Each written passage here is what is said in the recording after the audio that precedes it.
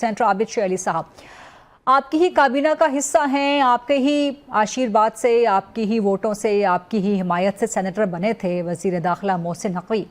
उन्होंने जो बयान दिया कि जी निज़ाम नाकाम हो चुका है और वज़ीर आज़म शहबाज भी इस निज़ाम को ठीक करने में जो है कामयाब नहीं हुए, वो भी नाकाम हो चुके हैं।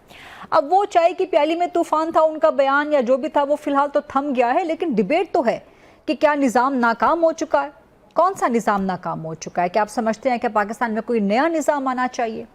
नून लीग नाकाम हो चुकी है। आपने जो जो सवाल किया,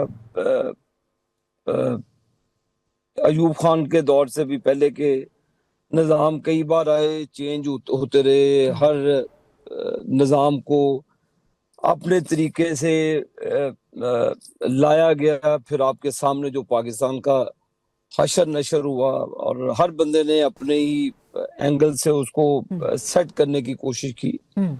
मौजूदा निज़ाम अल्लाह के फजलो करम से जमहूरी निज़ाम है और जमहूरियत ही एक ऐसा रास्ता है जो दुनिया के अंदर तरक्की की राय हमवार करता है ममालिक के लिए। तो अल्हम्दुलिल्लाह पाकिस्तान के वजीर आज़म मोहम्मद शहबाज शरीफ साहब के अदवार ले लें, नवाज शरीफ का दौर ले लें, वही जमहूरी दौर था जब आपके पाकिस्तान एटॉमिक पावर बनता है। वही जमहूरी दौर होता है जहाँ पे सिंध से लेकर खुंजराब तक आपकी मोटरवेज बनती हैं, रोड नेटवर्क बनता है। वही जमहूरी निज़ाम होता है जिसमें मेट्रो बसेस चलती हैं और ट्रेन चलती हैं।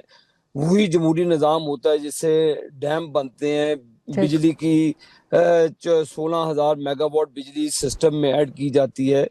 वही जमहूरी निज़ाम होता है जिससे मुल्क आगे लेकर जाने की कोशिश करते हैं। वही जमहूरी निज़ाम होता है जो पाकिस्तान को ग्रे लिस्ट में डालते डालते, ब्लैक लिस्ट में डालते डालते पाकिस्तान को पटरी पे डाल दिया। वही जमहूरी निज़ाम है जो दुनिया में अमन की रोशन शमा लेकर खड़ा हुआ। ये वही जमहूरी निज़ाम है जिससे हरे पासपोर्ट को इज्जत भी मिलती है, वो दुनिया में जहाँ पे भी जाए पाकिस्तान की इज्जत होती है। तो ये जमहूरियत को आप निगेट नहीं कर सकते। और मैं समझता हूँ कि जमहूरियत ही एक ऐसा अमल है जहाँ पे लोगों के मुआशी मसाइल हल होते हैं। और क्योंकि इस पाकिस्तान की हिस्ट्री में जब से पाकिस्तान आज़ाद हुआ है, बहुत सारे निज़ाम लिए गए, सदारती निज़ाम लिया गया, फिर LFO का निज़ाम राइज कर दिया गया, फिर अपने मतलब से निज़ाम चलाते रहे। तो ये कहना मैं समझता हूँ कि जमहूरियत की नफी के मुतरादिफ है। और जब भी पाकिस्तान ने तरक्की की जमहूरी दौर में हो, चाहे वो देखें गलतियां होती हैं, हर पॉलिटिकल पार्टी से होती है।